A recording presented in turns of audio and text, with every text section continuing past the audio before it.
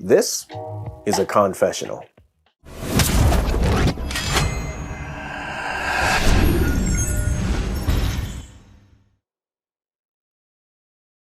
Hello everybody, my name is Kirby Kwan Jr. for RU Cosplay, and welcome to yet another Confessionals, where we talk about problems that you could run into during the dreaming, making, and becoming process. For today's episode specifically, we'll be focusing on the making process, specifically at the very beginning of it, where we're talking about designing things. For once, we're not actually going to be talking about how I ran into the problem, but rather we're going to be talking about how I prevented these problems from the very beginning. The topic at hand is accessibility. This is something that I planned for since the very beginning, and I think I did that really well too with this particular piece, my latest piece, the bat suit. So what do we mean by accessibility? Well, you need to be able to put on the suit entirely on your own, go to the washroom entirely on your own. You have to be able to eat as well as pay for things when you're in the vendors' rooms. So even for a character like Batman, who typically wears a skin-tight costume, of course I adapted and made some changes, I made sure that I had full accessibility to these things. So a good way to ensure that you could go to the washroom entirely on your own is simply have a cut or a break on your armors. This is the bat suit that's meant to look seamless, but obviously there would be a belt that goes across here that covers up that break, so this is perfectly fine. A bonus too is that I actually made the suit so that I could wear it entirely on my own. In fact, I actually wore it to work on Halloween. And as you can see, from head to toe, I'm basically completely covered with exception to my eyelids.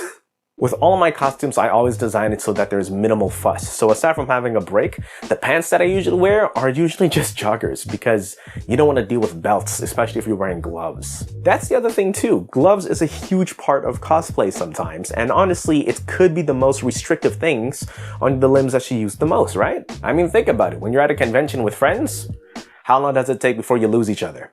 And I don't mean the friendship. I mean like literally someone gets lost. Eventually, you will have to bust out your phone and then call them or text them or call and text them, and then the signal isn't great. Imagine having to do that with gloves on that don't work on your phone. So we have three options. One is to wear no gloves at all, and sometimes costumes and characters could adjust for that. Like my shredder, technically I'm not wearing gloves here, I just have a single gauntlet piece.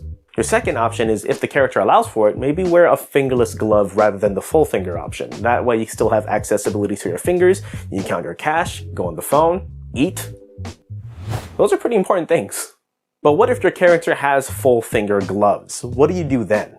A sort of habit that I picked up while I was doing weapons training as a stuntman is I love wearing baseball batting gloves. They're thin, they're tacky in a good way, you have good feel, and you also have good breathability.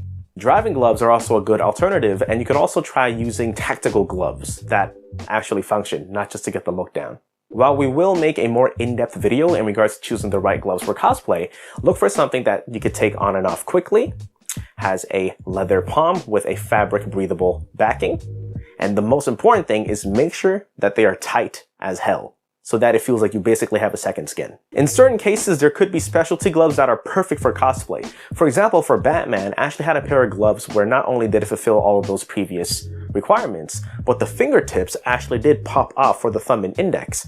So I was actually able to work while I was at work, while dressing up as Batman. So to quickly recap in this confessionals talking about comfort as well as accessibility, make sure that you have a break at the waist, make sure that whatever pants you do wear doesn't involve complicated belts or fastening systems, and of course have an accessibility to your hands and fingers where you could be using them all the time. I mean, think about it. You're gonna have to be paying for stuff, counting money, asking people to tag you on Instagram, eating, and of course texting people when they go missing. Speaking of social media, don't forget to follow us on Instagram, Facebook, and of course right here on YouTube. Subscribe to the channel. And don't forget, if you could dream it, you can make it, and you can become it. My name is Kirby Kwan Jr., but that'll be it for today. Take care.